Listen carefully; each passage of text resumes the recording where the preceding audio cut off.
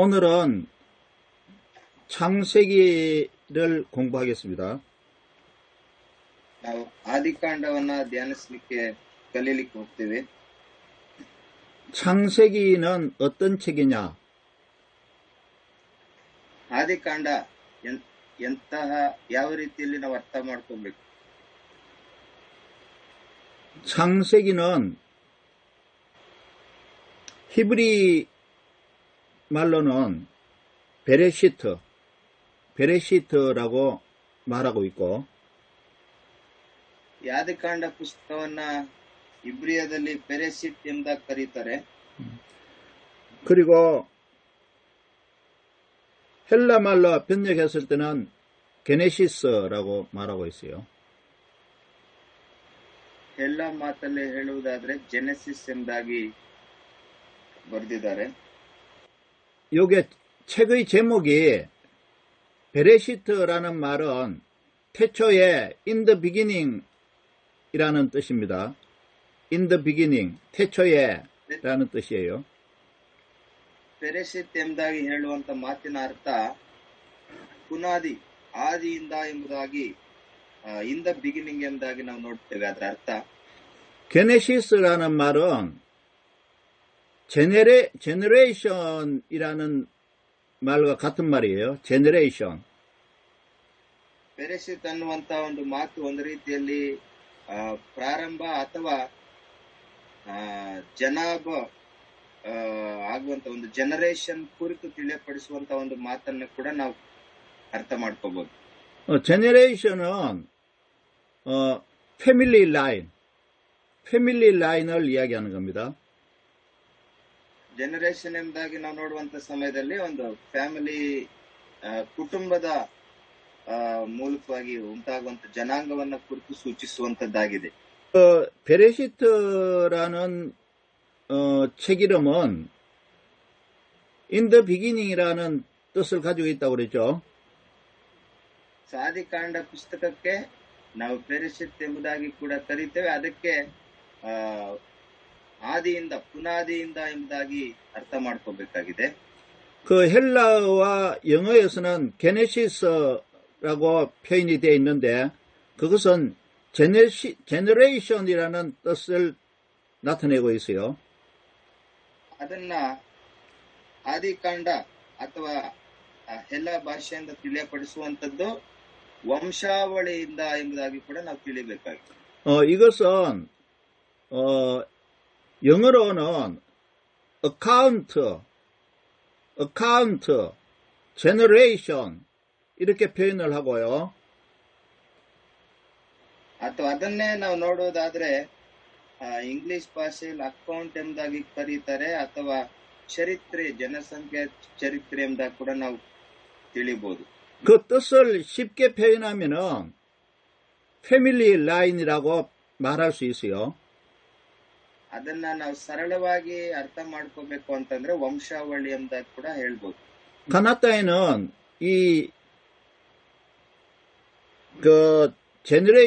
제너레이션, 어카운트, 이걸 뭐라고 말합니까? 패밀리 라인. ವಂಶಾವಳಿ. Yes. 그게 패밀리 라인입니까? Family line, family tree. 패밀리 트리. 오케이. 패밀리 트리. 저는 그게 잘 표현이 됐다고 생각해요. 잘 나타내줬다고 생각해요. ಇದು ಒಂದು ರೀತಿಯಲ್ಲಿ ನಾವು ಅರ್ಥ ಮಾಡ್ಕೋಬೇಕಾಗಿರುವಂತದ್ದು ಪೀಳಿಗೆ ಅಥವಾ ವಂಶಾವಳಿ. 그래서 히브리 말로 베레시트, in the beginning이라는 이 말은 그 창세기가 모든 것의 기원이 된다라는 뜻으로 쓰여졌어요. ಈ ರೀತಿಯಲ್ಲಿ ಇಬ್ರಿಯ ಭಾಷೆಯಿಂದ ತಿಳಿಯಪಡಿಸಿರುವಂತದ್ರ ಅರ್ಥವನ್ನ ಕೂಡ ನಾವು ನೋಡುವುದಾದ್ರೆ ಎಲ್ಲವನ್ನು ಕೂಡ ಪುನಾದಿಯಿಂದ ಪ್ರಾರಂಭವಾಗಿರುವಂತ ವಿಷಯ, ಅದರ ಅರ್ಥವನ್ನ ಆ ಪದದಲ್ಲೇ ನೋಡ್ತೇವೆ. 다시 말하면은 세상이 시작할 때를 말하는 거죠. ಪ್ರಪಂಚ ಪುನಾದಿ ಪ್ರಪಂಚ ಪ್ರಾರಂಭವಾಗುವಂತಹ ದಿನದಿಂದ 세상이 만들어질 때 ಈ ಭೂಮಂಡಲವನ್ನ ನಿರ್ಮಿಸಿದಂತ ಸಂದರ್ಭದಲ್ಲಿ 예, 그런 뜻이 있고 게네시스는 제너레이션의 뜻으로 패밀리 라인, 패밀리 트리라고 그랬잖아요. ಒಂದು ರೀತಿಯಲ್ಲಿ ನಾವು ಅದನ್ನ ವಂಶಾವಳಿ ಅಥವಾ ಪೀಳಿಗೆ ಎಂಬುದಾಗಿ ಕೂಡ ನಾವು ಅರ್ಥ ಮಾಡ್ಕೋಬಹುದು. 이것은 누가 마태복음에 그런 게 있죠. 누가 누구를 낳고 누가 누구를 낳고 누가 누구를 낳고라는 그런 말이 있죠. ಒಂದು ವೇಳೆ ನಿಮ್ಮೆಲ್ಲರಿಗೂ ಗೊತ್ತಿರುವ ಹಾಗೆ ಮತ್ತಾಯನ ಸುವಾರ್ತೆಯಲ್ಲಿ ಯಾರು ಯಾರನ್ನ ಪಡ್ಕೊಂಡ್ರು ಯಾರು ಯಾರನ್ನ ಹೊಂದ್ಕೊಂಡ್ರು ಅಂತ ಹೇಳಿ ವಂಶಾವಳಿ ಚರಿತ್ರೆ ಕುರಿತು ನಾವು ನೋಡ್ತೀವಲ್ವಾ. 그거와 같은 개념으로 생각하면은 좀 이해가 될 겁니다. ಇದನ್ನ ನೀವು ನೆನಪಲ್ಲಿ ಇಟ್ಕೊಂಡ್ರೆ ಒಂದು ರೀತಿಯಲ್ಲಿ ಸರಳವಾಗಿ ಅರ್ಥ ಆಗಬಹುದು. 그래서 창세기는 만물의 시작과 오리진을 나타내는 책이고 ಸೊ ನಾವು ಇದನ್ನ ಅರ್ಥ ಮಾಡ್ಕೊಳ್ಳಿಕ್ಕೆ ಅನೇಕ ವಾಕ್ಯಗಳ ಆಧಾರವಾಗಿದೆ. 그러게 하나님께서 창조할 때부터 만물의 시작을 나타내는 책이고 ಇದು ಪ್ರಾರಂಭದಿಂದ ದೇವರು ಸೃಷ್ಟಿಯ ಕುರಿತು ಸಂಪೂರ್ಣವಾಗಿ ತಿಳಿಯಪಡಿಸಿದ್ದಾರೆ. 그것만 있는 것이 아니고 패밀리 트리도 나타내는 책이에요. ಅಷ್ಟು ಮಾತ್ರನಲ್ಲ, ಜನಾಂಗದ ಕುರಿತು ಕೂಡ ಒಂದು ವಂಶಾವಳಿಯ ಕುರಿತು ಕೂಡ ತಿಳಿಸಲ್ಪಟ್ಟಿದೆ. 보세요. 하나님이 세상을 창조한 것은 창세기 1장에 기록되어 있죠. ಆದಿಕಾಂಡ 1ನೇ ಅಧ್ಯಾಯದಲ್ಲಿ ಇದೆಯಲ್ವಾ. 그리고 인간이 타락한 것, 하나님이 창조한 인간이 타락한 것은 2장 3장에 기록되어 있잖아요. ಈ 2ನೇ ಅಧ್ಯಾಯ 3ನೇ ಅಧ್ಯಾಯದಲ್ಲಿ ಕೂಡ ಸೃಷ್ಟಿಯ ಕುರಿತು ಮತ್ತೆ ನಾಶನದ ಕುರಿತು ಬರೆಯಲ್ಪಟ್ಟಿದೆ. 그러니까 창조와 타락이 기록되어 있는데 그것은 1장에서 11장까지 기록되어 있어요. ಹಾಗೇನೆ ಈ ಸೃಷ್ಟಿಯ ದಿನದಿಂದ ಮತ್ತೆ ನಾಶನದ ವಿಷಯಗಳನ್ನ ಕುರಿತು ಕೂಡ 1ನೇ ಅಧ್ಯಾಯದಿಂದ 11ನೇ ಅಧ್ಯಾಯಗಳ ತನಕ ತಿಳಿಸಲ್ಪಟ್ಟಿದೆ. 우주 만물을 하나님께서 만드셨고 ಸೃಷ್ಟಿಯನ್ನ ತಾನು ಬಾಯಿ ಮಾತಿನಿಂದ ಸೃಷ್ಟಿಸಿದ್ದಾರೆ. 또 인간을 만드셔서 만물을 다스리라고 하셨죠. ತಾನು ತನ್ನ ಸ್ವಂತ ಶಬ್ದದಿಂದ ಲೋಕವನ್ನು ಸೃಷ್ಟಿ ಮಾಡಿದ್ದಾರೆ. 그 인간이 첫째 사람 아담이란 말입니다. ಸೃಷ್ಟಿಯಲ್ಲಿ ಆದಾಮನನ್ನು ಕೂಡ ಉಂಟು ಮಾಡಿರುವಂತದ್ದನ್ನ ನೋಡ್ತೇವೆ. 아담이 하나님의 법을 어겼어요. ಮೊದಲನೇದಾಗಿ ಆದಾಮನನ್ನ ಸೃಷ್ಟಿ ಮಾಡಿದ್ದಾರೆ. 무슨 법입니까? ಆತನ ಅವಿಧೇಯನಾಗೋದಕ್ಕೆ ಕಾರಣ ಏನು? 선과 악을 알게 되는 과일, 선악과를 먹지 말라고 했죠. ಅವನು ಅವಿಧೇಯನಾದಂತ ರೀತಿ ಒಳ್ಳೆಯದರ ಕೆಟ್ಟದರ ಅರ್ಹನ ಉಂಟು ಮಾಡುವಂತ ಮರದ ಹಣ್ಣನ್ನ ತಿನ್ನಬೇಡ ಎಂಬುದಾಗಿ ಹೇಳಿರುವಂತದ್ದನ್ನ ತಿಂದು ಅವಿಧೇಯನಾದ. 그런데 아담이 선악과를 먹었죠. ಆ ಹಣ್ಣನ್ನ ಅವನು ತಿಂದನಲ್ವಾ. 그럼으로써 아담이 죄인이 된 거예요. ಆ ಹಣ್ಣನ್ನ ತಿಂದು ಆದಾಮನು ಪಾಪವನ್ನ ಮಾಡಿದನು. 그 아담이 죄인이 되면서 하나님께서 만들어주신 에덴 동산에서 쫓겨났습니다. ಯಾವಾಗಾದ್ರೆ ಅವಿಧೇಯನಾಗಿ ಅದನ್ನ ತಿಂದನೋ ದೇವರು ಸೃಷ್ಟಿಸಲ್ಪಟ್ಟಿದ್ದಂತಹ ಆ ಒಂದು ಏದೇನ್ ತೋಟದಿಂದ ಹೊರ ಹಾಕಲ್ಪಟ್ಟ. 그런데 창세기에는 사람이 왜 죄인이 됐느냐를 가르쳐 주고 있어요. ಸೊ ಆದಿಕಾಂಡದಲ್ಲಿ ಮನುಷ್ಯನು ಹೇಗೆ ಪಾಪ ಮಾಡಿದನೋ, ಹೇಗೆ ಪಾಪಕ್ಕೆ ಒಳಗಾದನು ಎಂಬುದಾಗಿ ಕೂಡ ನಾವು ನೋಡ್ತೇವೆ. 하나님이 만물을 창조하셨고 인간도 창조하셨어요. ದೇವರು ಎಲ್ಲವನ್ನ ಸೃಷ್ಟಿ ಮಾಡಿರೋಂಥದ್ದೆಲ್ಲವೂ ಕೂಡ ಉತ್ತಮವಾಗಿತ್ತು. 에덴이라는 좋은 동산에서 살도록 해주셨어요. ಏದೇನ್ ಅನ್ನುವಂತ ಒಂದು ಅದ್ಭುತವಾದ ವನದಲ್ಲಿ ಜೀವಿಸುವ ಹಾಗೆ ಕೂಡ ಸಹಾಯ ಮಾಡಿದ್ರು. 아담이 죄를 범했어요. ಆದಾಮನು ಪಾಪಕ್ಕೆ ಒಳಗಾದನು, ಅವಿಧೇಯನಾದನು. 그것은 하나님의 법을 어겼다는 죄입니다. ದೇವರಿಗೆ ಅವಿಧೇಯನಾಗಿ ದೇವರಿಗೆ ವಿರೋಧವಾಗಿ ನಡೆದಂತಹ ಒಂದು ಪಾಪವಾಗಿದೆ. 하나님의 법은 한 가지 있었어요. ದೇವರಿಗೆ ಅವಿಧೇಯನಾಗಿರುವಂತದ್ದು ನೋಡ್ತೇವೆ. 선악과를 먹지 말라. ಒಂದೇ ಒಂದು ಆಜ್ಞೆ, ಈ ಒಳ್ಳೆಯದರ ಕೆಟ್ಟದರ ಅರ್ಹನ ಉಂಟು ಮಾಡುವಂತ ಹಣ್ಣನ್ನ ತಿನ್ನಬೇಡ. 그것을 먹으면 너는 정령이 죽으리라. ಅದನ್ನ ತಿಂದ ದಿನ ನೀನು ಸಾಯುವಿ. 근데 아담이 선악과를 따먹고 죄인이 되었어요. ಆದ್ರೆ ಈ ಮನುಷ್ಯರು ತಿಂದು ಅದನ್ನ ಅವಿಧೇಯರಾಗಿ ಪಾಪ ಮಾಡ್ತಾರೆ. 에덴 동산에서 쫓겨났어요. ಏದೇನ್ ತೋಟದಿಂದ ಹೊರ ಹಾಕಲ್ಪಡ್ತಾರೆ. 하나님을 다시 만날 수 없게 됐어요. ದೇವರನ್ನ ಮತ್ತೆ ಸಂಧಿಸಲಿಕ್ಕಾಗದೇ ಇರುವಂತ ಸ್ಥಿತಿಗೆ ಬಂದಿದ್ದಾರೆ. 하나님을 다시 만날 수 없게 됐다는 이것이 바로 너는 정령이 죽으리라는 그 죽음에 해당되는 겁니다. ದೇವರ ಸನ್ನಿಧಿಯಿಂದ ಹೊರ ಹಾಕಲ್ಪಟ್ಟಿದ್ದಾರೆ. 그러니까 창세기는 인간의 창조와 커럽션, 타락, ಇಲ್ಲಿ ಆದಿಕಾಂಡದಲ್ಲಿ ಹಾಗೆ ಸೃಷ್ಟಿಯನ್ನ ಕುರಿತು ಕೂಡ ನೋಡ್ತೇವೆ. ಅವರು ಅವಿಧೇಯರಾಗಿ ನಾಶವಾಗುವಂತದನ್ನು ಕೂಡ ನೋಡ್ತೇವೆ. 그리고 우주 만물의 창조, ಸೃಷ್ಟಿಯ ಕುರಿತು ಕೂಡ ನಾವು ನೋಡ್ತೇವೆ. 그리고 죄는 어디서 왔느냐? ಪಾಪವು ಎಲ್ಲಿಂದ ಬಂತು? 왜 인간이 죄인이 되었느냐? ಯಾಕೆ ಅವರು ಆ ಪಾಪದಲ್ಲಿ ಬಿದ್ದು ಹೋಗಿದ್ರು? 그리고 그 죄인을 구원하시기 위해서 하나님께서 어떻게 하셨느냐? ಆ ಪಾಪಿ ಮತ್ತೆ ಪರಿಶುದ್ಧನಾಗಿ ಮಾರ್ಪಡಲಿಕ್ಕೆ ಅಥವಾ ರಕ್ಷಣೆ ಹೊಂದಲಿಕ್ಕೆ ದೇವರು ಏನ್ ಮಾಡಿದ್ರು? 이것이 창세기에 기록되어 있는 내용입니다. ಎಲ್ಲ ಅನೇಕ ವಿಷಯಗಳನ್ನ ನಾವು ಆದಿಕಾಂಡದಲ್ಲಿ ಕೂಡ ಕಲಿಯಬಹುದು. 그러니까 in the beginning, 태초에 만물을 창조하신 것만 기록된 게 아니라는 겁니다. ಆದಿಕಾಂಡದಲ್ಲಿ ಬರೀ ಸೃಷ್ಟಿಯನ್ನ ಕುರಿತು ಈ ರೀತಿಯಲ್ಲಿ ಸೃಷ್ಟಿಸಲ್ಪಟ್ಟಿದಂತ ಸೃಷ್ಟಿಯ ಕುರಿತು ಮಾತ್ರವೇ ಆಲೋಚನೆ ಮಾಡುವುದಲ್ಲ.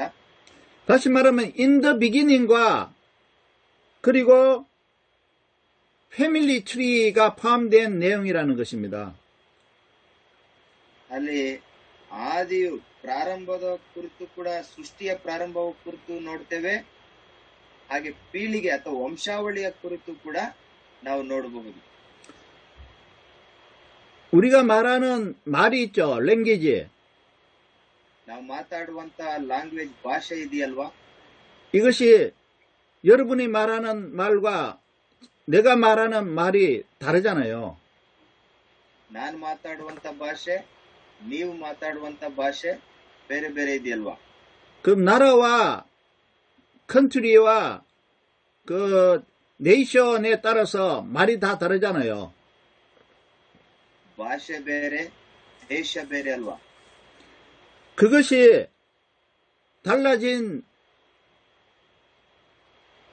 원인이 무엇이냐 하는 것도 창세기에 나타나 있어요. ಯಾಕೆ ಭಾಷೆಗಳು ಬೇರೆ ಆಯ್ತು, ದೇಶಗಳು ಬೇರೆ ಆಯ್ತು ಅನ್ನುವಂಥದ್ದು ಕೂಡ ಆದಿಕಾಂಡದಲ್ಲಿ ಬರೆಯಲ್ಪಟ್ಟಿದೆ. 그리고 사람이 사람을 낳고 사람이 자녀를 낳고 사람이 또 자녀를 낳고 그 자녀가 또 자녀를 낳고 하는 이것이 창세기에 기록되어 있어요. ವಂಶಾವಳಿಯ ಚರಿತ್ರೆ ಕುರಿತು ಪೀಳಿಗೆ ಯಾವ ರೀತಿಯಲ್ಲಿ ಸೃಷ್ಟಿ ಆಯ್ತು, ಯಾರನ್ನ ಹೆತ್ತರು ಅನ್ನುವಂಥದ್ದನ್ನ ಕುರಿತು ಕೂಡ ನಾವು ನೋಡಬಹುದು ಆದಿಕಾಂಡದಲ್ಲಿ. 이것이 1장에서 11장까지 기록되어 있습니다. 11장. ಒಂದನೇ ಚಾಪ್ಟರ್ 1 to ಚಾಪ್ಟರ್ 11, ಒಂದರಿಂದ 11ನೇ ಅಧ್ಯಾಯದ ತನಕ ನಾವು ನೋಡಬಹುದು. 그렇죠. 1장에서 11장까지 만물의 창조와 왜 인간이 죄인이 되었느냐. ಸೊ ಆ ಒಂದು 1ನೇ ಅಧ್ಯಾಯದಿಂದ 11ನೇ ಅಧ್ಯಾಯದ ತನಕ ಹಂತ ಹಂತವಾಗಿ ನಾವು ಧ್ಯಾನಿಸಬಹುದು. 죄인들은 어떻게 살았느냐. ಪಾಪಿಗಳು ಯಾವ ರೀತಿಯಲ್ಲಿ ಜೀವಿಸ್ತಿದ್ರು. 언어, 랭귀지는 왜 다 다르냐. ಭಾಷೆ ಯಾಕೆ ಬೇರೆ ಬೇರೆ ಆಯಿತು. 그리고 왜 온 세계에 사람들이 흩어져 살고 있느냐.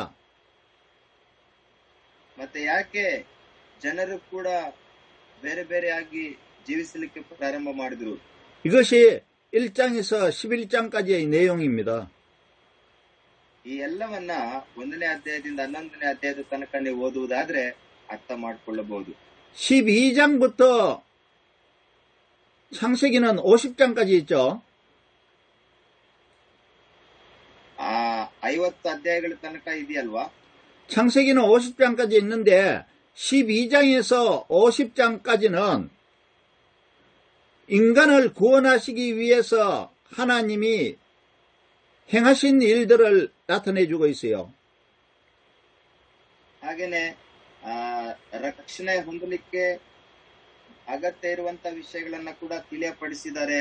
12ನೇ ಅಧ್ಯಾಯದಿಂದ 50ನೇ ಅಧ್ಯಾಯದ ತನಕಲ್ಲೂ ಕೂಡ ನಾವು ಅನೇಕ ವಿಷಯಗಳನ್ನ ಕಲಿಯಬಹುದು. 아담이 죄를 지으면서 에덴 동산에서 쫓겨났잖아요. ಆದಾಮನು ಪಾಪ ಮಾಡಿ ಏದೆನ್ ತೋಟದಿಂದ ಹೊರಹಾಕಲ್ಪಟ್ಟನಲ್ವ. 그 인간들을 하나님께서 구원하시기 위한 일들을 창세기 12장부터 기록되어 있어요. ಸೊ ಅನೇಕ ಈ ರೀತಿಯಲ್ಲಿ ಅವಿಧೇಯರಾಗಿ ಅವರು ಹೊರ ಹಾಕಲ್ಪಟ್ಟಿರುವಂತದ್ದು ಮತ್ತೆ ಯಾವ ರೀತಿಯಲ್ಲಿ ಅವರಿಗೆ ರಕ್ಷಣಾ ಕಾರ್ಯವು ಕೂಡ ಸಿಗುತ್ತದೆ ಅನ್ನುವಂಥದ್ದನ್ನ ಕುರಿತು ನಾವು ನೋಡಬಹುದು. 하나님께서는 온 세상에 흩어져 있는 죄인들을 구원하시기 위해서 ದೇವರು ಭೂಮಿಯ ಮೇಲೆ ಇರುವಂತ ಎಲ್ಲ ಜನರನ್ನ ರಕ್ಷಣೆ ಮಾಡಲಿಕ್ಕೋಸ್ಕರವಾಗಿ ಯೋಜನೆಯನ್ನು ಆಯೋಜಿಸಿದ್ದಾರೆ. 하나님의 나라를 세우기를 시작하셨어요. ಭೂಮಿ ಮೇಲೆ ಇರುವಂತ ಎಲ್ಲರನ್ನ ರಕ್ಷಿಸಲಿಕ್ಕೆ ದೇವರು ಪ್ರಾರಂಭ ಮಾಡ್ತಾರೆ. 하나님의 말씀대로 살고 ದೇವರ ಮಾತಿನಾನುಸಾರವಾಗಿ ನಡಿಬೇಕೆಂಬುದಾಗಿ ದೇವರು ಬಯಸ್ತಾ ಇದ್ದಾರೆ. 하나님의 가르침을 받고 ಹಾಗೆ ದೇವರು ಕಲಿಸುವಂತದ್ದನ್ನ ಕಲಿಬೇಕೆಂಬುದಾಗಿ ಬಯಸ್ತಾ ಇದ್ದಾರೆ. 하나님의 뜻대로 사는 하나님의 나라를 세우기를 원하셨어요. ಸೊ ದೇವರ ಇಚ್ಛೆ, ದೇವರ ವಾಕ್ಯಾನುಸಾರವಾಗಿ ನಡೆದು ಮತ್ತೆ ದೇವರು ವಾಸ್ತವಾಗಿರುವಂತ ರಾಜ್ಯದಲ್ಲಿ ಪರಲೋಕದಲ್ಲಿ ಒಟ್ಟಾಗಿ ಇರಬೇಕೆಂಬ ಕೂಡ ದೇವರು ಬಯಸ್ತಾ ಇದ್ದಾರೆ. 세상의 모든 사람들은 자기 뜻대로 살고 있는데 ಆದ್ರೆ ಭೂಮಿ ಮೇಲಿರುವಂತ ಎಲ್ಲರೂ ತಮ್ಮ ಇಷ್ಟಾನುಸಾರವಾಗಿ ಜೀವಿಸ್ತಾ ಇದ್ದಾರೆ. 하나님과 함께하는 하나님의 백성들을 만들고 하나님의 나라를 세우기를 원하셨어요. ದೇವರು ತನ್ನ ಚಿತ್ತದಂತೆ ಅಥವಾ ತನ್ನ ಮಕ್ಕಳಾಗಿ ಜೀವಿಸಬೇಕೆಂಬುದಾಗಿ ದೇವರು ಬಯಸುವವರಾಗಿದ್ದಾರೆ. 한 나라가 구성이 되려면, 한 나라가 되려면 세 가지가 필요해요. ಒಂದು ದೇಶ ಎಂಬುದಾಗಿ ಕರಿಬೇಕು ಅಂತಂದ್ರೆ ಮುಖ್ಯವಾಗಿ 3 ವಿಷಯಗಳು ಬೇಕಾಗ್ತವೆ. 예를 들면 인도라는 나라, ಒಂದ್ ವೇಳೆ ಇಂಡಿಯಾ ದೇಶ ಎಂಬುದಾಗಿ, ಭಾರತ ದೇಶ ಎಂಬುದಾಗಿ ನಾವು ಕರಿಬೇಕಾದ್ರೆ 코리아라는 나라, ಕೊರಿಯಾ ಅನ್ನುವಂತ ದೇಶ ಎಂಬುದಾಗಿ ಕರೀಬೇಕು ಅಂದ್ರೆ, 아메리카라는 나라, ಅಮೆರಿಕ ಎಂಬುದಾಗಿ ದೇಶ ಎಂದು ಕರೀಬೇಕಂದ್ರೆ, 그 한 나라가 되려면은 세 가지가 필요하다고요. ಈ ರೀತಿಯಲ್ಲಿ ಒಂದೊಂದು ದೇಶ ಎಂಬುದಾಗಿ ಕರಿಬೇಕು ಅಂತಂದ್ರೆ ಮುಖ್ಯವಾಗಿ 3 ವಿಷಯಗಳು ಇರಬೇಕು. 첫째는 국민이 있어야 돼요. 국민, people, nations people, 국민이 있어야 돼요. ಜನಾಂಗ ಇರಬೇಕು. 국민이 없으면 나라가 될 수가 없잖아요. ಒಂದು ವೇಳೆ ಜನಾಂಗನೇ ಇಲ್ಲದೆ ಇದ್ರೆ ನಾವು ದೇಶ ಎಂಬುದಾಗಿ ಹೆಂಗೆ ಕರೀಲಿಕ್ಕೆ ಸಾಧ್ಯ? 그렇게 국민이 제일 먼저 있어야 돼요. ಮೊದಲನೇದಾಗಿ ಜನಾಂಗ ಇರಬೇಕು. 두 번째는 그 국민들이 행복하게 살기 위해서 필요한 것이 로의 법이에요. 법. 행복하게 살기 위해서 법이 있어야 돼요.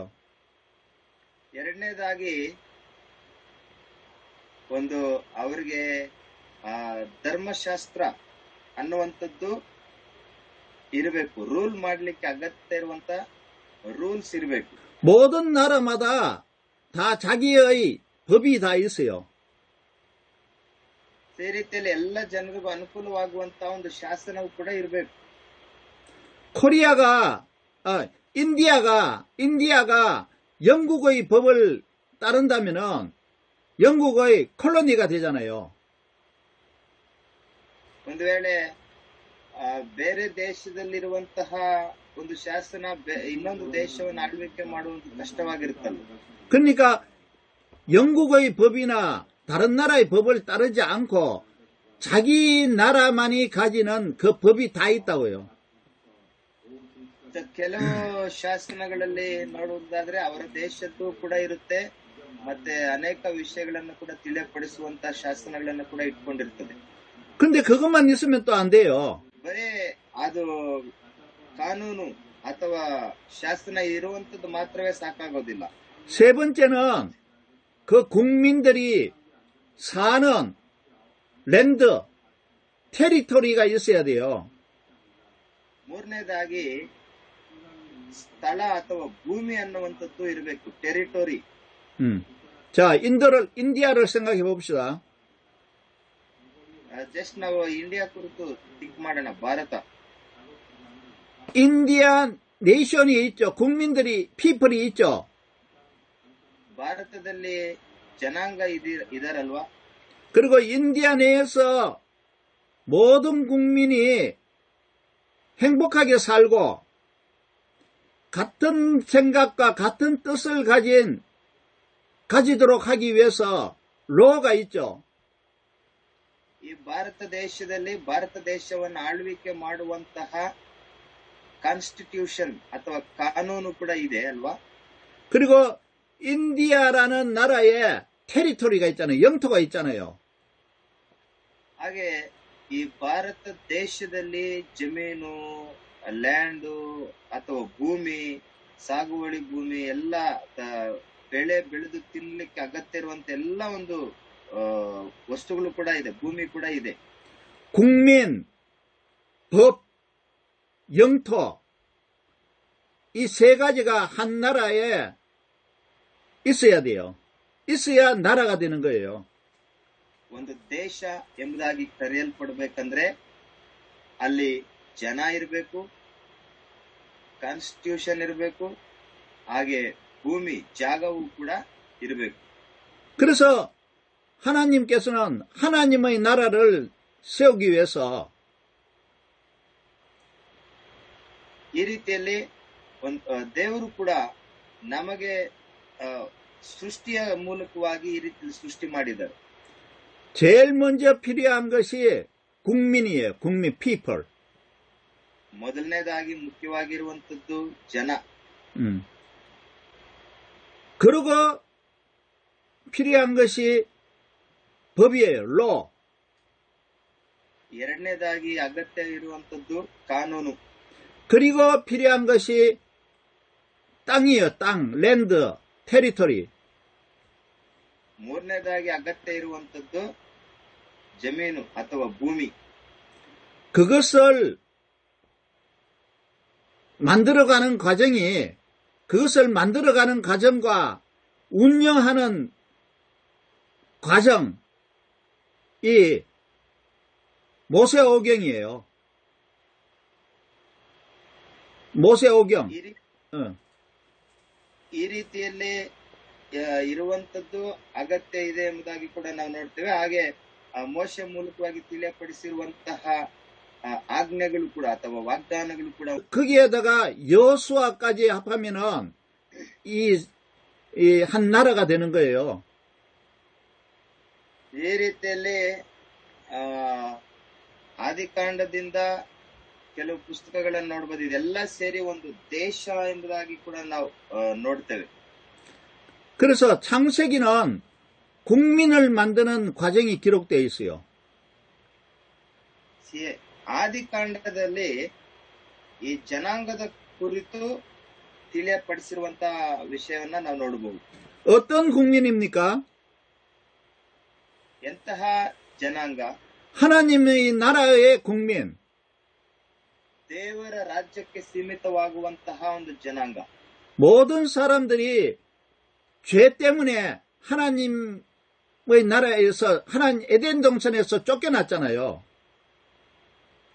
ಎಲ್ಲಾ ಮನುಷ್ಯರು ಕೂಡ ಎಲ್ಲರೂ ಕೂಡ ಪಾಪದ ನಿಮಿತ್ತ ಏದೆನ್ ತೋಟದಿಂದ ಹೊರಹಾಕಲ್ಪಟ್ಟಿದ್ದಾರಲ್ವಾ?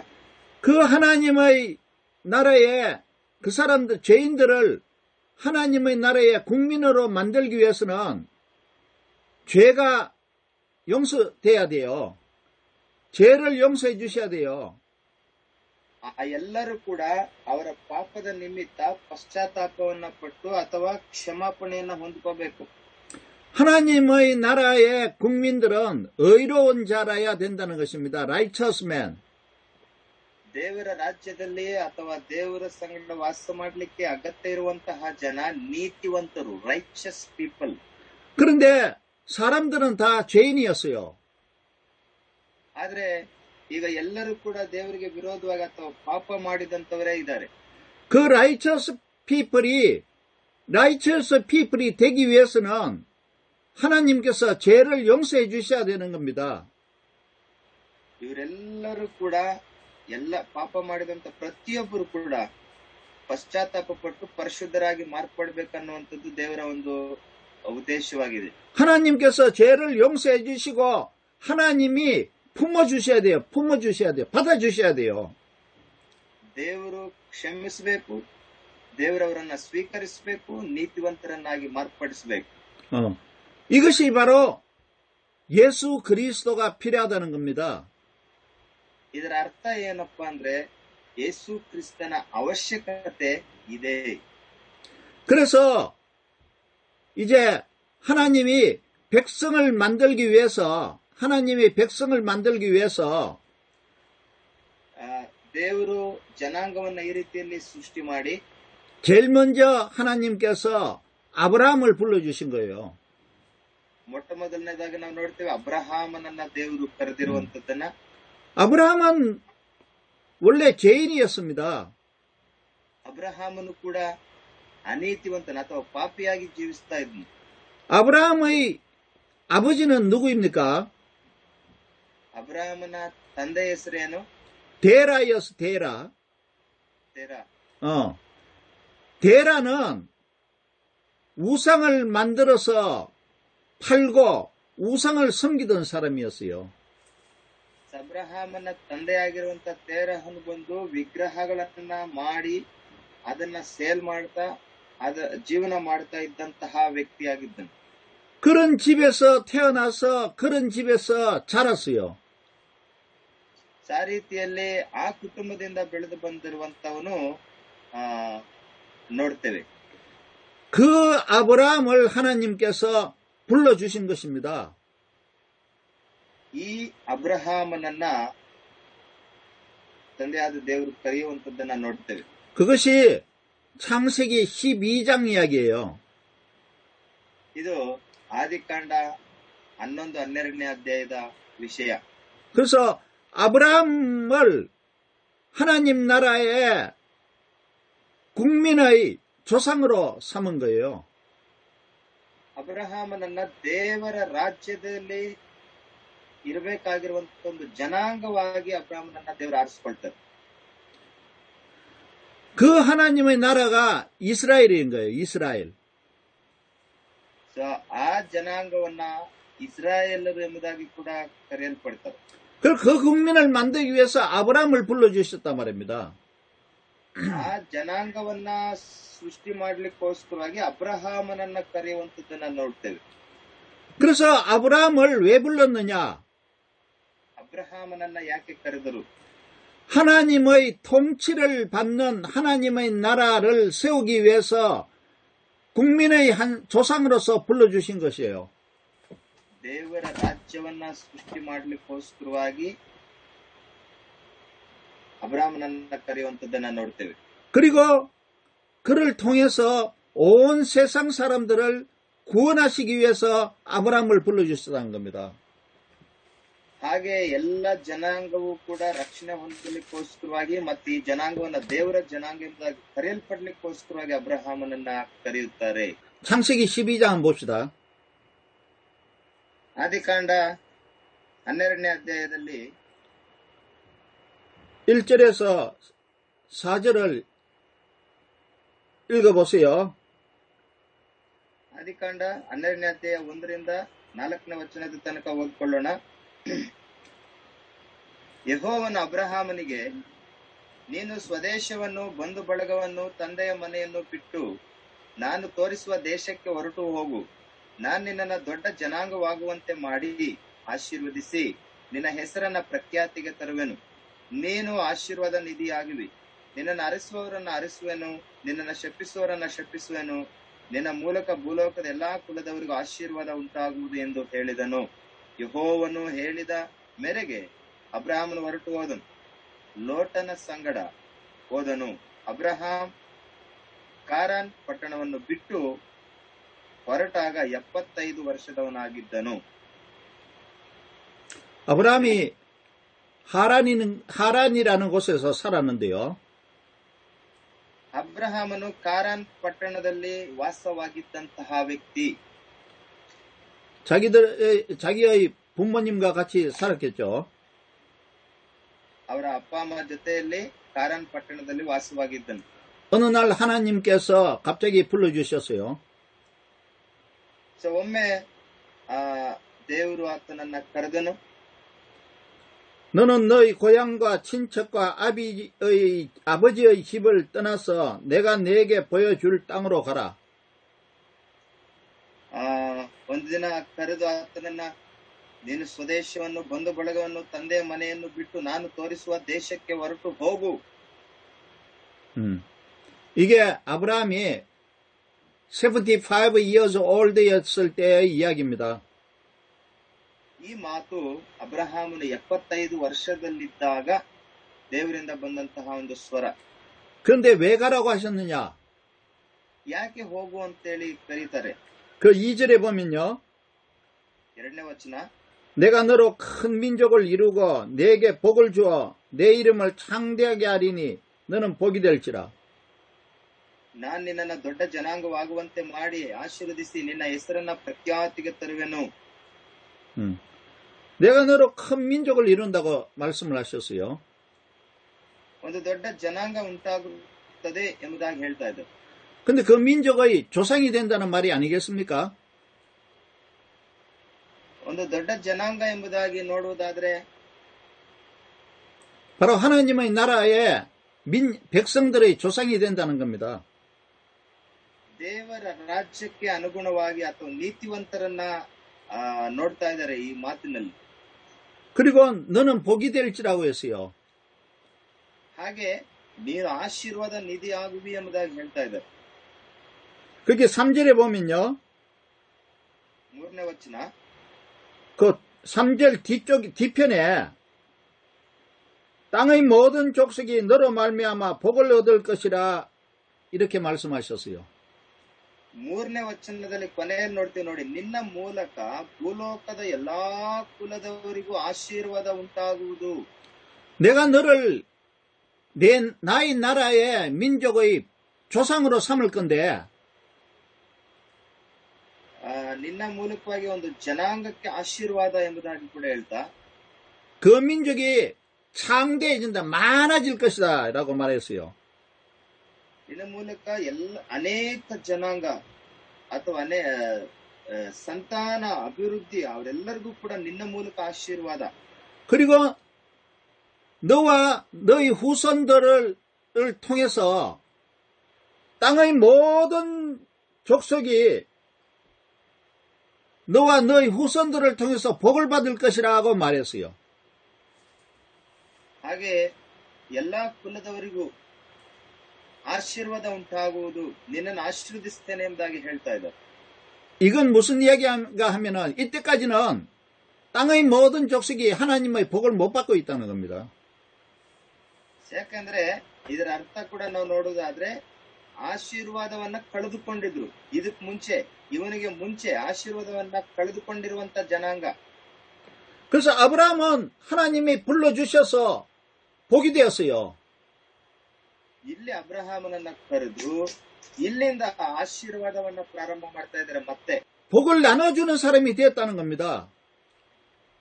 ಹಾಗೆ ಆತನ ಮೂಲಕವಾಗಿ ಒಬ್ಬೊಬ್ಬರಿಗೂ ಆಶೀರ್ವಾದವನ್ನ ಹಂಚುವಂತದ್ದು ಅಥವಾ ಕೊಡುವಂತದ್ದನ್ನ ಪ್ರಾರಂಭಿಸ್ತಾ ಇದ್ದಾರೆ. 그래서 아브라함에게 너는 큰 민족을 이루게 해주겠다고 했어요. ಹಾಗೆ ಒಂದು ಅಬ್ರಹಾಮನಿಗೆ ದೇವರು ಹೇಳ್ತಾ ಇದ್ದಾರೆ, ನಿನ್ನನ್ನು ಒಂದು ದೊಡ್ಡ ಜನಾಂಗವಾಗುವಂತೆ ಮಾರ್ಪಡಿಸ್ತೇನೆ ಎಂಬುದಾಗಿ. 다시 말하면 아브라함의 후손을 많아지게 해주겠다는 말 아닙니까? ಇನ್ನೊಂದು ಮಾತಲ್ಲಿ ಹೇಳ್ಬೇಕಂದ್ರೆ ಅಬ್ರಹಾಮನ ಮೂಲಕವಾಗಿ ಅಥವಾ ಸಂತಾನವನ್ನು ಅಥವಾ ಜನಾಂಗವನ್ನ ಪೀಳಿಗೆ, ನಿನ್ನಿಂದ ದೊಡ್ಡ ಪೀಳಿಗೆ ಉಂಟಾಗುತ್ತದೆ ಎಂಬುದಾಗಲ್ವಾ. 그는 모든 아브라함과 아브라함의 후손은 하나님의 복을 받는 복의 사람이 되는 거예요. ಅಥವಾ ಇನ್ನೂ ಒಂದು ಮಾತಲ್ಲಿ ಹೇಳ್ಬೇಕಂದ್ರೆ ಅಬ್ರಹಾಮನ ಮೂಲಕವಾಗಿ ಅವನ ಸಂತಾನದವರೆಲ್ಲರೂ ಕೂಡ ಆಶೀರ್ವದಿಸಲ್ಪಡುವಂತಹ ಪೀಳಿಗೆ. 하나님이 불러주셨기 때문에 그렇게 된 겁니다. ದೇವರು ಆತನನ್ನ ಕರೆದಿದ್ದ ಕಾರಣ ಅವನನ್ನ ಒಂದು ಆಶೀರ್ವಾದವಾಗಿ ದೇವರು ಮಾರ್ಪಡಿಸ್ತಾರೆ. 그런데 아브라함 이외에 다른 모든 사람들은, 다른 모든 민족은 하나님의 복을 못 받고 있었다는 이야기예요. ಅಂದ್ರೆ ಅಬ್ರಹಾಮನಿಗೆ ಮುಂಚೆ ಅನೇಕರು ಆಶೀರ್ವಾದವನ್ನ ಕಳೆದುಕೊಂಡಿದ್ರು. ಮತ್ತೆ ಅಬ್ರಹಾಮನ ಕಾಲದಲ್ಲಿ ಕೂಡ ಅನೇಕರು ಆಶೀರ್ವಾದವನ್ನ ಕಳೆದುಕೊಂಡಿದ್ರು. ಅವರೆಲ್ಲರೂ ಕೂಡ ಆಶೀರ್ವದಿಸಲ್ಪಡಬೇಕೆಂಬುದಾಗಿ ಈ ಅಬ್ರಹಾಮನನ್ನ ಕರೆಯುತ್ತಾರೆ. 복을 못 받고 있는 이유가 뭡니까? ಆಶೀರ್ವಾದವನ್ನ ಹೊಂದಿಕೊಳ್ಳದೆ ಇದ್ದದಕ್ಕೆ ಕಾರಣ ಏನು? ಅದಕ್ಕೆ ಮುಂಚೆ 그것은 하나님을 떠나서 죄인으로 살고 있기 때문에 그렇다는 겁니다. ಯಾಕಂದ್ರೆ ದೇವರಿಗೆ ಅವಿಧೇಯರಾಗಿ ಪಾಪಿಗಳಾಗಿ ಜೀವಿಸ್ತಾ ಇದ್ದದ್ದೇ ಅದಕ್ಕೆ ಆಶೀರ್ವಾದ ಇಲ್ಲದೆ ಜೀವಿಸಲಿಕ್ಕೆ ಕಾರಣ. 아담이 하나님으로부터 쫓겨났잖아요. 죄 때문에. ಪಾಪದ ನಿಮಿತ್ತ ಆದಾಮನಿಂದಲೂ ಕೂಡ ಪಾಪವು ಅವರನ್ನ ಆಕರ್ಷಿಸಿ ಪಾಪ ಅವರನ್ನ ಆಳ್ವಿಕೆ ಮಾಡ್ತಾ ಇತ್ತಲ್ವಾ. 그 후손 모두가 하나님 없이 살아온 것이에요. ಅಂದ್ರೆ ಪಾಪವನ್ನ ಮಾಡಿ ದೇವರಿಲ್ಲದೆ ಅವರು ಜೀವಿಸ್ತಾ ಇದ್ರು. 하나님과 관계없이 살아왔다는 겁니다. ದೇವರಿಗೂ ನಮಗ್ ಸಂಬಂಧನೇ ಇಲ್ಲ ಅನ್ನುವಂತ ರೀತಿಯಲ್ಲಿ ಜೀವಿಸ್ತಾ ಇದ್ರು. 하나님과 관계없이 살았기 때문에 하나님의 복을 못 받고 있다는 겁니다. ದೇವರ ಅವಶ್ಯಕತೆನೇ ಇಲ್ಲ ನಮಗೆ ಅನ್ನುವ ರೀತಿಯಲ್ಲಿ ಜೀವಿಸ್ತಾ ಇದ್ದ ಕಾರಣ ಅವರು ಆಶೀರ್ವಾದವನ್ನ ಹೊಂದಲಾರದೆ ಹೋದರು. 그래서 하나님께서 아브라함 한 사람을 불러주셔서 복의 근원이 되게 해주셨어요. 복을 나눠주는 자가 되게 해주셨어요. ಹಾಗಾಗಿ ಅಬ್ರಹಾಮನನ್ನ ಕರೆದು ಅವನ ಮೂಲಕವಾಗಿ ಅನೇಕರಿಗೆ ಆಶೀರ್ವಾದ ಉಂಟಾಗುವ ರೀತಿಯಲ್ಲಿ ಕರೆಯುತ್ತಾರೆ.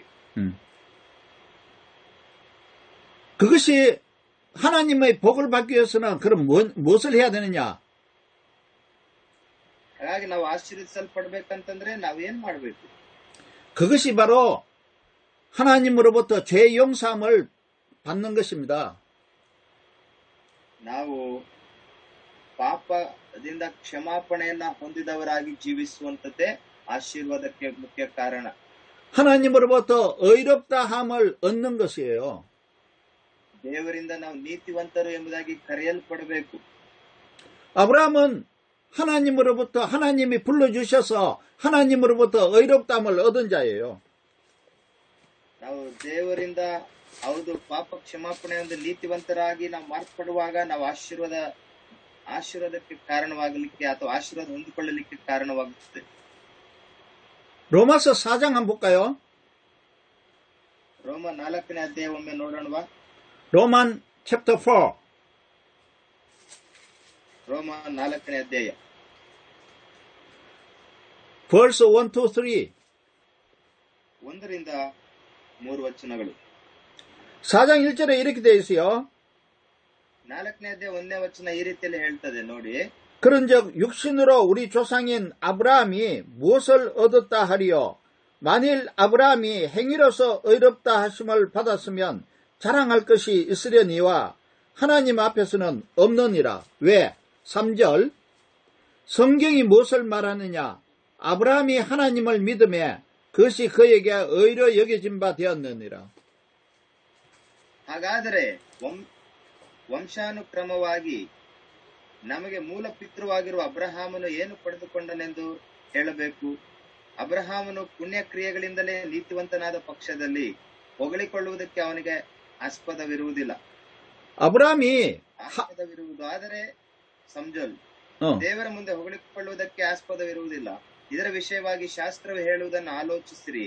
ಅಬ್ರಹಾಮನು ದೇವರನ್ನು ನಂಬಿದನು, ಆ ನಂಬಿಕೆಯ ಮೂಲಕ ಲೆಕ್ಕಕ್ಕೆ ನೀತಿ ಎಂದು ಎಣಿಸಲ್ಪಟ್ಟಿತು ಎಂದು ಹೇಳುತ್ತದೆ. 아브라함이 75세잖아요. 75살이잖아요. ಅಬ್ರಹಾಮನಿಗೆ 75 ವರ್ಷ ಆಗಿತ್ತಲ್ವಾ? 그때까지 자기 부모들과 함께 죄인으로 살았던 거예요. ಸೊ ಅಲ್ಲಿಯ ತನಕ ತನ್ನ ಕುಟುಂಬಸ್ಥರೊಟ್ಟಿಗೆ ಅಥವಾ ತಂದೆ ತಾಯಿಯೊಟ್ಟಿಗೆ ಪಾಪದಲ್ಲೇ ಜೀವಿಸಿದನು. 근데 어느 날 갑자기 하나님이 나타나셔서 너는 거기를 떠나서 내가 지시하는 땅으로 가라 하고 말씀하셨어요. ಪಾಪದಲ್ಲಿದ್ದಂತ ಆ ವ್ಯಕ್ತಿಯನ್ನ ಒಮ್ಮೆ ಆಕಸ್ಮಿಕವಾಗಿ ದೇವರು ಆತನನ್ನ ಕರೆದು ಆರಿಸಿಕೊಳ್ಳುವಂತದ್ದನ್ನ ನೋಡ್ತೇವೆ. 그 지시한 땅이 가나안 땅입니다.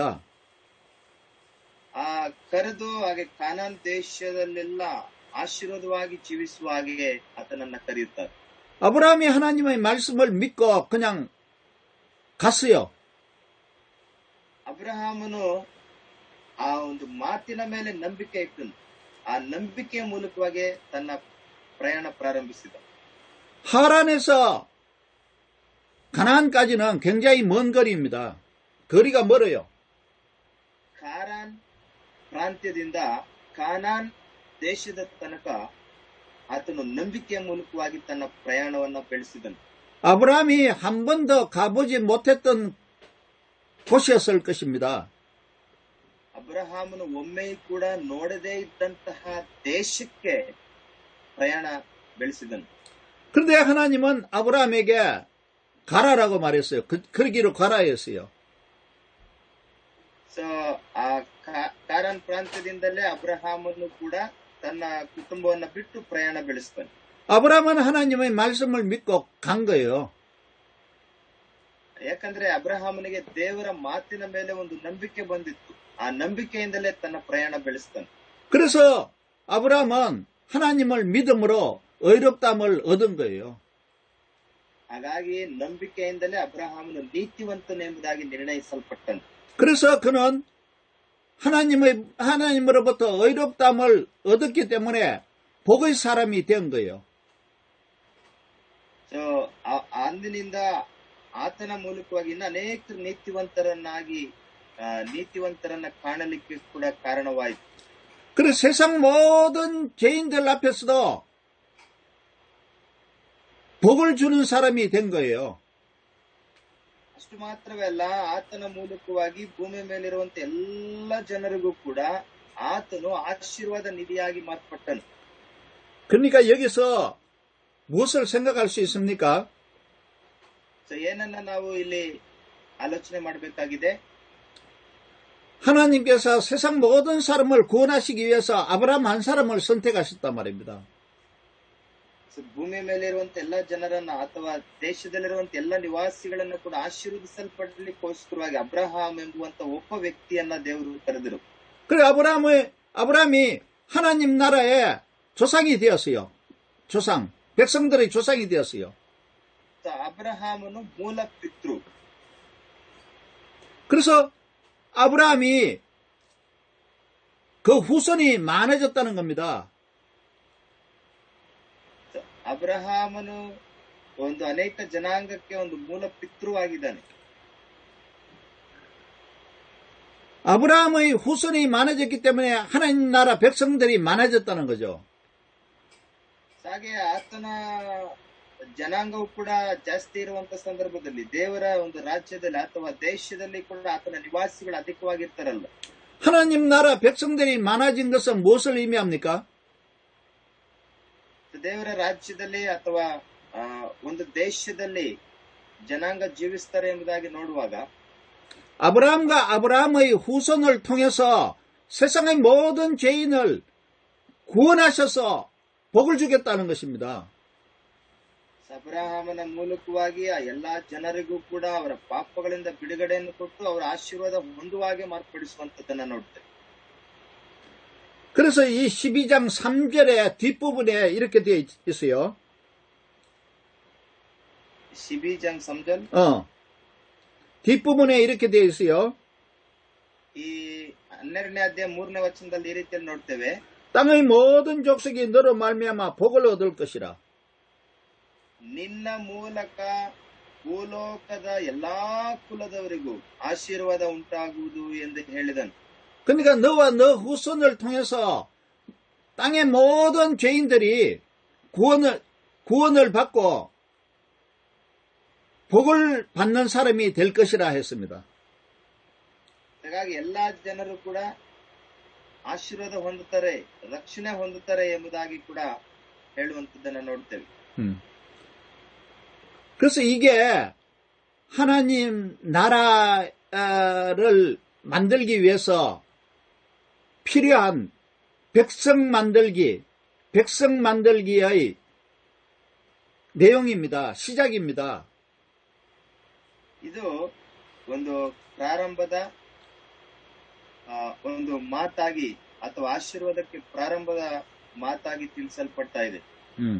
아브라함은 하나님의 나라의 백성의 조상이 됐어요. ಹಾಗೇನೆ ಅಬ್ರಹಾಮನು ಒಂದು ದೇವರ ರಾಜ್ಯದಲ್ಲಿ ನೀತಿವಂತನಾಗಿ ಕಾಣಲ್ಪಡ್ಲಿಕ್ಕೋಸ್ಕರವಾಗಿ ಆರಿಸಿಕೊಂಡಂತಹ ವ್ಯಕ್ತಿ ಎಂದಾಗ ಕೂಡ ನಾವು ನೋಡ್ತೇವೆ. 큰 민족을 이룬다고 하나님이 약속하셨어요. ಒಂದು ದೊಡ್ಡ ಆಶೀರ್ವಾದ ಉಂಟಾಗುತ್ತದೆ ಎಂದಾಗಿ ದೇವರು ವಾಗ್ದಾನವನ್ನು ಕೂಡ ಮಾಡಿದ್ದಾರೆ. 그리고 그 민족을 통해서 땅의 모든 사람들이 복을 받을 것이라고 말씀해 주셨어요. ಹಾಗೆ ನಿನ್ನ ಮೂಲಕ ಭೂಮಿ ಮೇಲೆ ಇರುವಂತ ಎಲ್ಲ ಜನಾಂಗಗಳು ಕೂಡ ಆಶೀರ್ವಾದ ಉಂಟಾಗ್ತದೆ ಎಂಬುದಾಗಿ ದೇವರು ವಾಗ್ದಾನ ಮಾಡ್ತಾರೆ. 아브라함의 후손이 누굽니까? ಅಬ್ರಹಾಮನ ಮಕ್ಕಳು ಯಾರು? 이스라엘 민족이에요. 이스라엘 민족. 이스라엘라이트. ಈ ಅಬ್ರಹಾಮನ ಸಂತಾನದವರೆಲ್ಲರನ್ನ ಕರೆಯುವುದಾದ್ರೆ ಇಸ್ರಾಯೇಲರೆಲ್ಲರೂ ಕೂಡ ಅಬ್ರಹಾಮನ ಸಂತಾನದವರು. 아브라함의 아들 이삭이죠. ಅಬ್ರಹಾಮನ ಮಗ ಇಸಾಕನಾಗಿದ್ನಲ್ವಾ? 이삭의 아들은 야곱이죠. ಇಸಾಕನ ಮಗ ಯಾಕೋಬನಲ್ವಾ? 야곱과 에서지만은 야곱을 선택하셨단 말입니다. 야곱이죠. ಈ ರೀತಿಯಲ್ಲಿ ಯಾಕೋಬನು ಕೂಡ ಅಬ್ರಹಾಮನ ಮಗನಾಗಿ ಬರ್ತಾನೆ, ಮೊಮ್ಮಗನಾಗಿ. 그 야곱의 아들은 12아들이죠. ಯಾಕೋಬನಿಗೆ 12 ಜನ ಮಕ್ಕಳು. 그 12아들 중에서 유다의 아들 후손이 예수 그리스도란 말입니다. ಈ 12 ಜನಾಂಗದಲ್ಲಿ ಯೂದನ ಕುಲದಿಂದ ಅಥವಾ ಯೂದನ ಜನಾಂಗದಿಂದ ಯೇಸು ಕ್ರಿಸ್ತನನ್ನು ಕೂಡ ಪಡೆದುಕೊಳ್ಳುವಂತದ್ದನ್ನು ನಾವು ನೋಡ್ತೇವೆ. 그 야곱의 아들 12아들 중에서 요셉을 통해서 많은 민족을 이루게 됐어요. ಯಾಕೋಬನ ಮೂಲಕವಾಗಿ ಯೋಸೆಫನ ಮೂಲಕವಾಗಿ ಒಂದು ದೊಡ್ಡ ಜನಾಂಗ ಉಂಟಾಗುವಂತದ್ದನ್ನ ನಾವು ನೋಡ್ತೇವೆ. 그래서 창세기 50장 안 볼래요? 마지막에. ಕೊನೆಯದಾಗಿ ಇನ್ನೊಂದು ವಾಕ್ಯ ನೋಡೋಣ. ಆದಿಕಾಂಡ 50ನೇ ಅಧ್ಯಾಯ. 창세기 50장에 보면은 요셉이 죽는 이야기가 나옵니다. ಆದಿಕಾಂಡ 50ನೇ ಅಧ್ಯಾಯ ನೋಡುವಾಗ ಯೋಸೇಫನ ಮೃತಪಟ್ಟುವಂತದ್ದನ್ನು ಕೂಡ ನಾವು ನೋಡ್ತೇವೆ. 그리고 그 앞에는 가나안에 살던 야곱, 그러니까 요셉의 아버지죠.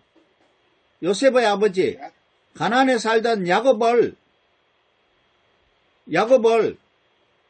요셉이 있는 애굽으로 모시는 겁니다. ಯೋಸೇಫನ ತಂದೆಯಾಗಿರುವಂತಹ ಯಾಕೋಬನು ಮತ್ತೆ ಇವರು ಜೀವಿಸಿದಂತಹ ಒಂದು ಕಾನಾನ್ ಪಟ್ಟಣದ ಕುರಿತು ಕೂಡ ನಾವು ನೋಡ್ತೇವೆ. 야곱과 야곱의 패밀리는 가나안에 살았어요. ಯಾಕೋಬನು ಯಾಕೋಬನ ಕುಟುಂಬಸ್ಥರೆಲ್ಲರೂ ಕೂಡ ಕಾನಾನ್ ದೇಶದಲ್ಲಿ ಜೀವಿಸುತ್ತಿದ್ದರು. 요셉은 가나안에 살다가 애굽으로 팔려갔어요. ಯೋಸೇಫನು ಕೂಡ ಕಾನಾನ್ ದೇಶದಲ್ಲೇ ವಾಸವಾಗಿರ್ತಾನೆ. ಆದ್ರೆ ಸೆರೆ ಹಿಡಿಯಲ್ಪಡ್ತಾನೆ ಯೋಸೇಫನು ಐಗುಪ್ತ ದೇಶಕ್ಕೆ. 자기 혼자 애굽으로 온 것입니다. ತಾನು ಮಾತ್ರವೇ ಅಲ್ಲಿಂದ ಬೇರ್ಪಡುವಂತದ್ದನ್ನ ಕೂಡ ನಾವು ನೋಡ್ತೇವೆ. ಯೋಸೇಫ 애굽으로 와서 총리가 되었잖아요.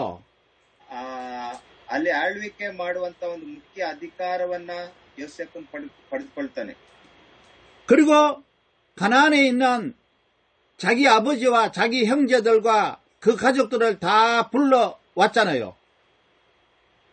ಹಾಗೆಯೇ ತನ್ನ ತಂದೆ, ಕುಟುಂಬಸ್ಥರು, ಅಣ್ಣ ತಮ್ಮಂದಿರೆಲ್ಲರಿಗೂ ಕೂಡ ಆತನ ಒಂದು ಮುಖ್ಯ ಸಹಾಯಕನಾಗಿರ್ತಾನೆ. 그게 430년 동안 애굽에서 살았어요. ಸುಮಾರು 430 ವರ್ಷಗಳ ಕಾಲ 430년 430 ವರ್ಷಗಳ ಕಾಲ ಈ ರೀತಿಯಾದಂತ ವಾಸವನ್ನ ಐಗುಪ್ತ ದೇಶದಲ್ಲಿ ಯೋಸೇಫನು ಜೀವಿಸ್ತಾನೆ. 그리고 자손을 낳고 자손을 낳아서 약 2,600,000 만큼 사람이 많아졌어요.